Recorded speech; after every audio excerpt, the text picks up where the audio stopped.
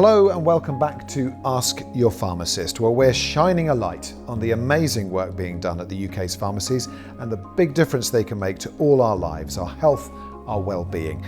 This series focuses on what you can, perhaps should, be doing when you approach your local pharmacist. I'm Mike Young. Our expert Suki Batra is alongside me once again, someone who's been working as a pharmacist for more than 3 decades. Whilst there are treatments for all kinds of ailments, it's important for all of us to take charge of our own health. In this episode, we move on to how we can all hopefully stay well in the first place and avoid getting poorly. Suki, what are some of the well-known, the perhaps lesser-known bad health habits that might leave us more prone to becoming ill? It's funny you say that because sometimes they may not necessarily be conditions. It may be a state of mind.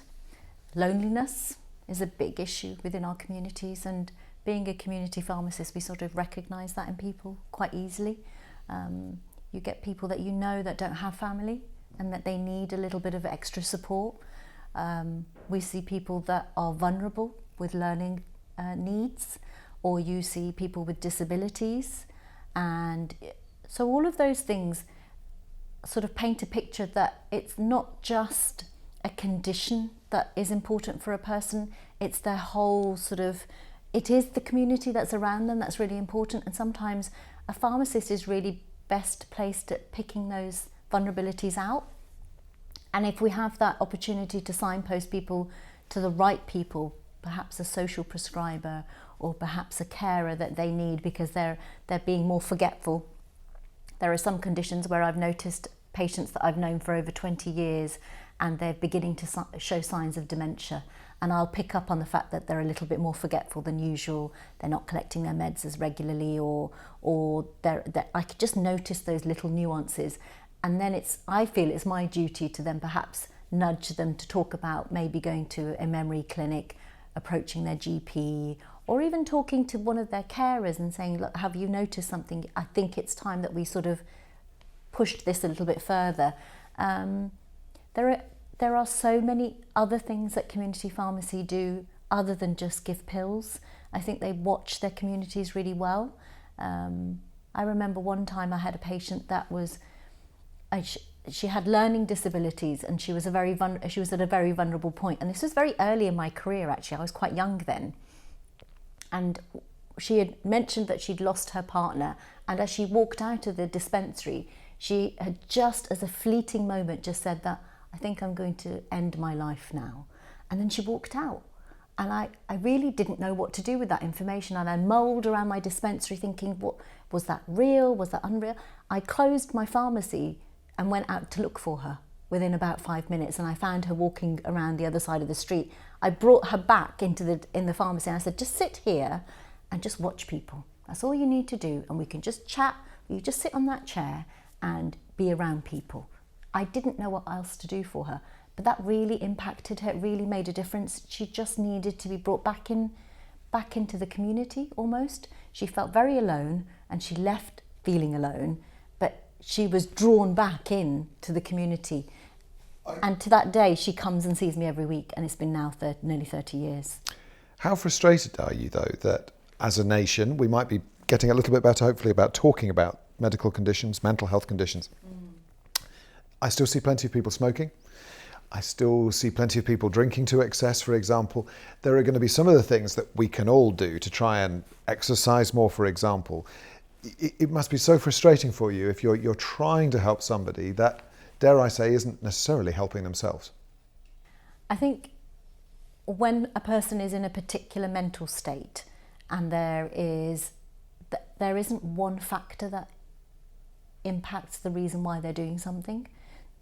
I think when you're a community pharmacist, you learn not to judge, that people are going through a lot. No one actually ever goes to see the GP out of fun or their pharmacist because they enjoy the company, as much as I'd like to think so. I do get the odd social visit, but people are coming there for a need. And if you are struggling, whether you're struggling mentally through discipline that you can't get over that, there's normally, from my experience, there are normally many other factors that contribute to that behaviour. And it's my role to not judge that person and just help them. And knowledge is really helpful, and people only do as well as they know. And if they don't have that information at the start or as they go along, there will be a pivotal point where they change their mind and decide to take control of that behaviour. You can't dictate to people and you can't point fingers. The thing that I've learnt over my 30 years is be patient, and people will come to you when they're ready. As long as you are giving them the right information, that's where I've seen change, and people genuinely can change if they feel they're not being judged. And I think community pharmacies are really good at doing that. I think as well that there are going to be times where you have seen somebody coming in relatively frequently perhaps, and you've been able to monitor a condition that they're battling in some way. Blood pressure, for example, will be something that you can watch and try and monitor and actively measure within the pharmacy setting. I mean, within a community pharmacy setting, anybody above the age of 40 who's not taking any blood pressure medication can walk into their community pharmacy and have their blood pressure checked. And the misconception is that someone with high blood pressure must have a headache, or must be red in their face, or they must feel really tense. 5 million people are walking around within our community, within our midst, who have high blood pressure and have no idea they have it. And that's increasing their risk of stroke. Now, if you're above the age of 40 and you can have your blood pressure checked and we pick it up, we've saved that person from an undiagnosed possibility of stroke. So there have been many a time that people have come in and they've got very raised blood pressure and they're really surprised. We can give them really good advice about how to reduce that.